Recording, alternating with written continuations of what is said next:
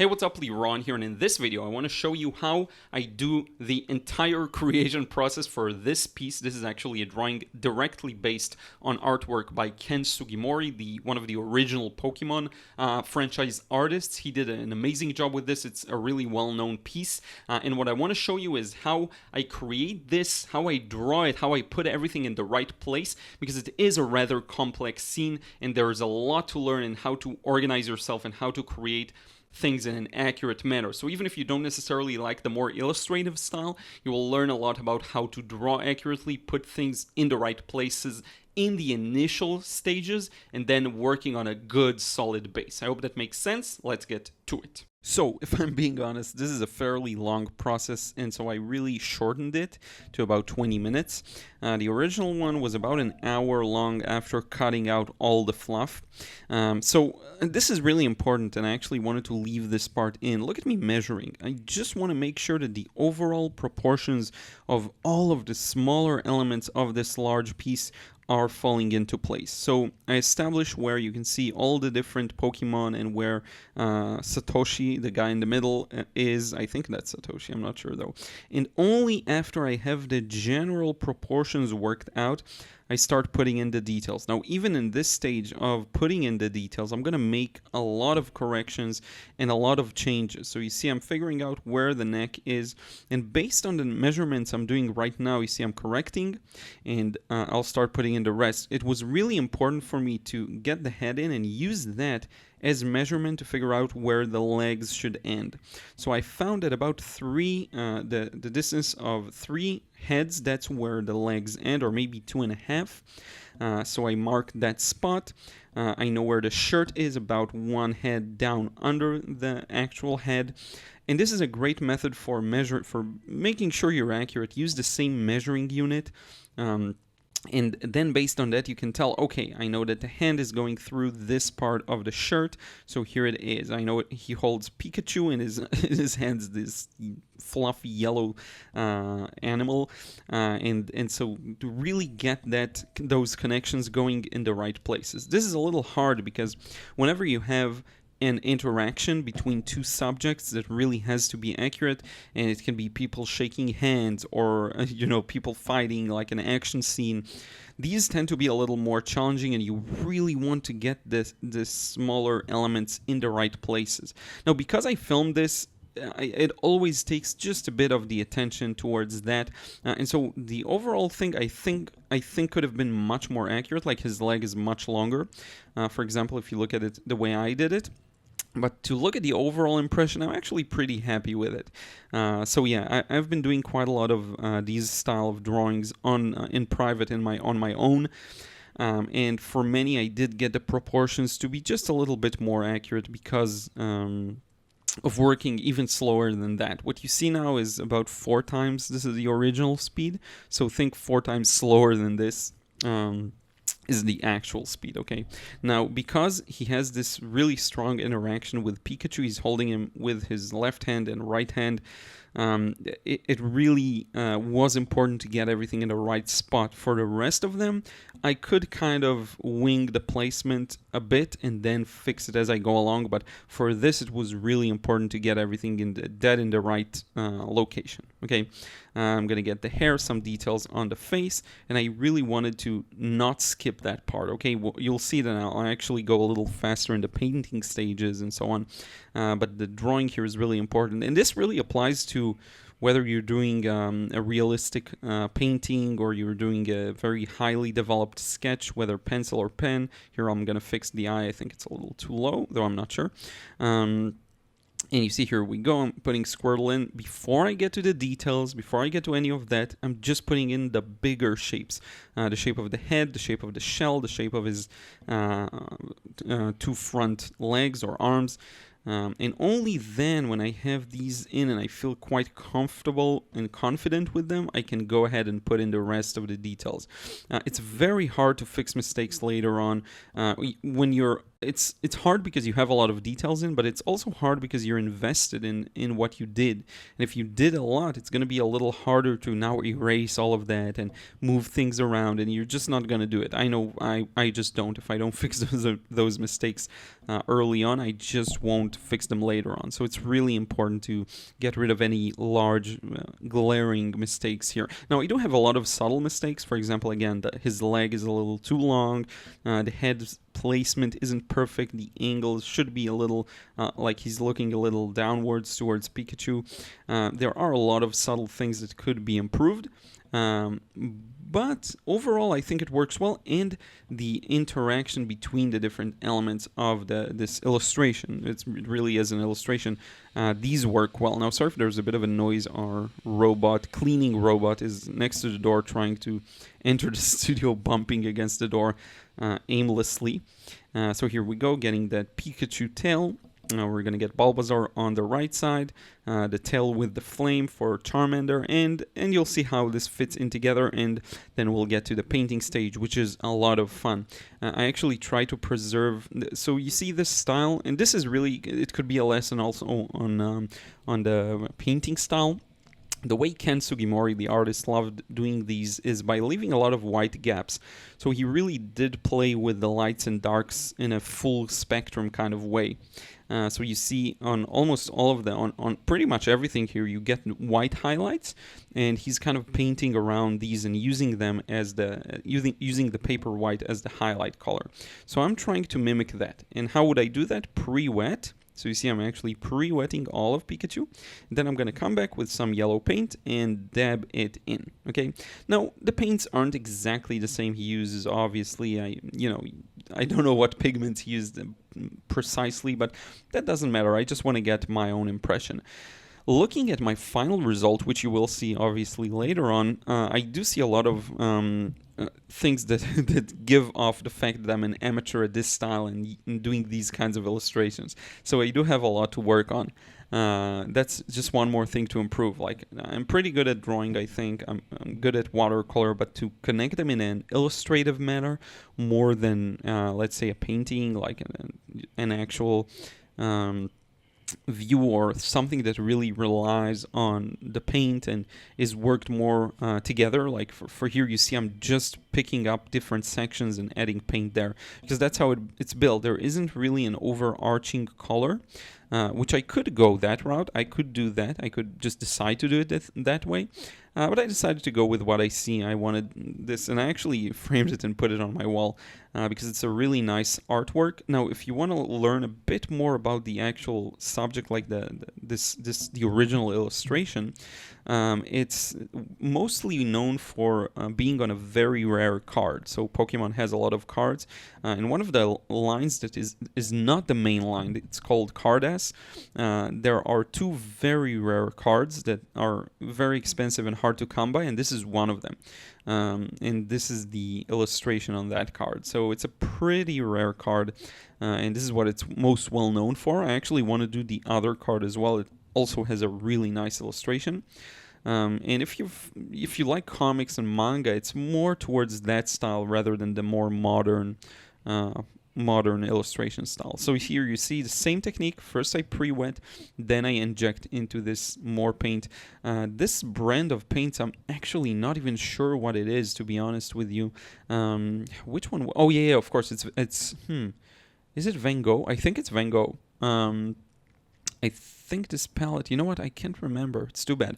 I'm going to check and probably list it down below in the video description, but I got this palette, this beautiful, okay, yeah, I think I know. So the palette itself is a Van Gogh. It's like a beautiful pink palette, but the paints in it have been replaced a few times, so I'm not sure, to be honest with you. I'm sorry about that. But here you go. You see I'm building it gradually, adding darker and darker values. It's very different from my usual style. In my usual style, I'll just put in a wash, maybe do some wet and wet. Here I'm really working section by section, putting in the color, following kind of the pattern I see to the left. And you'll notice how I changed a lot of the colors. So this is a little closer, his jeans. But if you look at Squirtle up top on his head, I actually did not get the same color. at all. He's a little more green, a little more of a turquoise kind of color, and I went for a more French ultramarine. That's fine. Bulbasaur, same. What I'm doing now is going to be a little different. I actually like my color scheme. Because it works well together, even though it's different from the original one. Now, one thing with this illustrative kind of style, what's missing right now is the line work, and I will add it later. You will see I'll actually add it with a brush very gently. It's not easy because this is textured paper, so the original one is, I believe, on smooth paper. And this texture can make it a little harder to get accurate line work in. Plus, I don't really have brushes that I feel very confident in doing line work with. You know, with painting areas, I'm great. I'm fine with that. But painting actual lines is something that I'm not trained enough in. I'm great with a pen, but not with a brush. So it's actually a technique I do want to learn more of, because if you're good at it, you can get a lot of variation in the width and create a very dynamic, beautiful look. Even more than obviously than normal pens like the Micron, Sakura Micron, or Staedtler, you know, Eco liners, all of those. You can't really get too good of a variation with them. But with a brush, you can get an okay variation with a nib pen if you work with like a G pen that has a lot of range of width, or any other like fountain pen that has a good range. But with a brush, you can get so much more, and you can work different sizes, and the different way you use it can really expand the width and contract it. And I think it's just a really interesting tool, and I already am pretty good at controlling it for everything else. So why not improve my line works, you know? And we're actually getting really close to that stage. I'm almost done with most of the elements that are, you know, the actual Pokemon and Satoshi or Ash. I don't know if it was Ash back then, but I am darkening. So you see Charmander here has to be a little darker. So I'm going back in its entirety. All of his body should be darker. So I'm going to come back with some orange.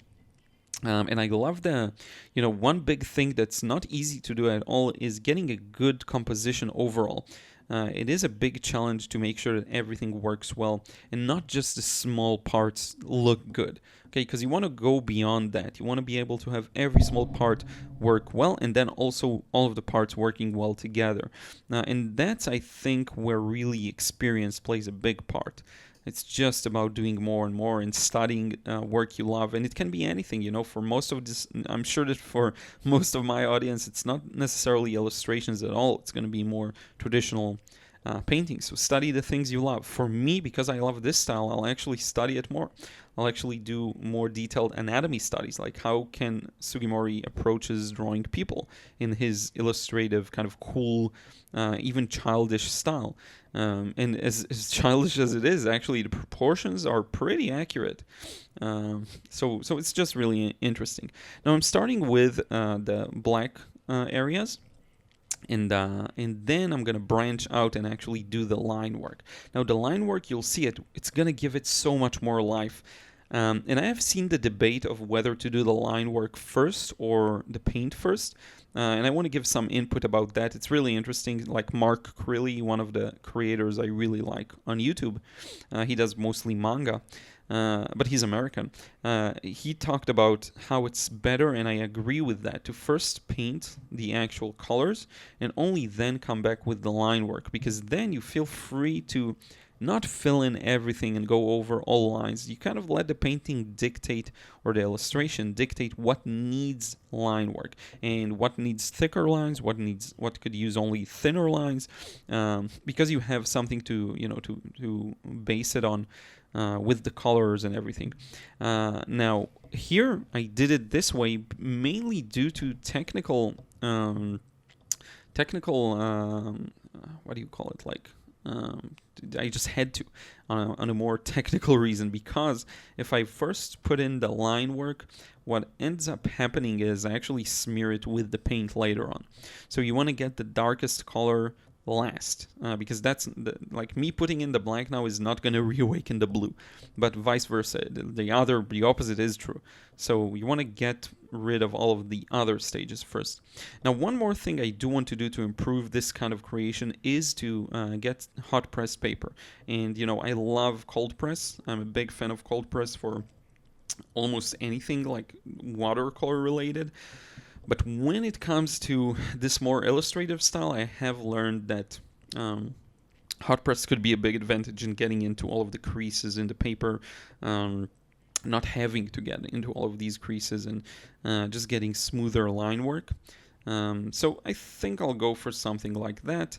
But look at how much volume these lines give, like how much clarity they give to the shapes and all of that. It's really, really nice. I love that. Now, when you look at the original artwork in terms of the ink, there is a lot going on, a lot of subtlety and a lot of control. That's a technique I still need to work on.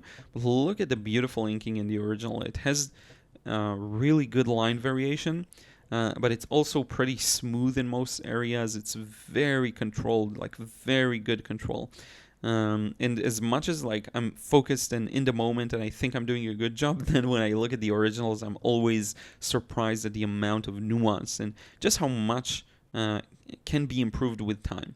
And I think that's an important note. Like if you feel stuck or you're unsure of your progress, just know that it just keeps going. You keep improving no matter what. And I do experience this over the years. It's been around 7 years now of me doing my thing, and I just every time I think I'm like, okay, I made it, I'm good, I know what I'm doing, I reach a new peak, and it's always a surprise. So same goes for this. Like you see me trying out a new style. I messed up a lot of things here, actually, a lot of inaccuracies, a lot of things that may hurt like the cuteness of the original one, that didn't preserve it well because of of me being not as accurate as I could be. So that's that. And don't worry about it. Just keep at it. Keep practicing. And if something's not working, like change it up. Try something different. I think one of the biggest things is knowing who to learn from. So if you want to learn a specific skill, you really do need to go to someone who's the best at it. And the good news is you have a lot of information online. You don't have to actually meet a teacher or even pay for most of it. You can find most of the things for free. So I think, and that's something I haven't talked about enough. Like if you feel like you're stuck, try changing who you learn from. That's really big. Try to learn from either someone who does things differently or someone who does things the way you want to learn to be able to do them as. I think that's the best way. And definitely vary it up. Like I'm trying to keep changing the way I'm learning, the things I'm doing, just to make sure that I'm constantly improving. What I'm doing now is a really big detour into a bit of a different style, to be honest.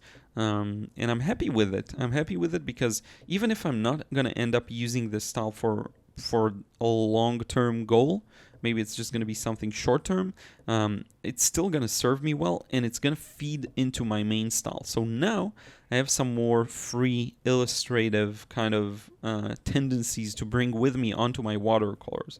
Maybe doing these kinds of works teaches me something that I would have never thought of had I just stuck to my style, doing the same thing over and over. And I do see a lot of people get into this trap of not really developing what they're doing or experimenting with different styles. I do think there needs to be a baseline of something that you're really good at and you're consistent at. Like if you jump from one thing to another, obviously you're not going to probably make as fast or good of a progress as you will if you stick to something. But at some point, you can branch out a little and feed your artistic soul with something that will maybe give you more motivation. Maybe will teach you that you like the thing you like even better than you thought. These things really do help. So keep it varied. Even just trying out a different subject than usual, can really help with that. So here we go. I'm going to sign this, show you the final result. Here it is, really up close. I hope you enjoyed this one. Now let's wrap it up. So thank you so much once again for joining me. And again, even if you don't necessarily paint in this style, I think there are a lot of lessons to learn about how to plan things carefully, how to get the result you want. There's a lot that goes into it, and even I, if I wouldn't have filmed it, I would have probably gotten it a little more accurately. Just the focus really matters here, and working slowly and not being scared to erase and make corrections to your mistakes rather than running away from them. You want to tackle them head on and make those corrections as early on as possible so that once again you have a solid base. Now I hope you enjoyed this one. I want to thank you so much for joining in, for your time. Let me know in a comment down below your thoughts, what you want me to cover in future videos, and I really do appreciate you. So thank you so much. We'll talk to you again real soon.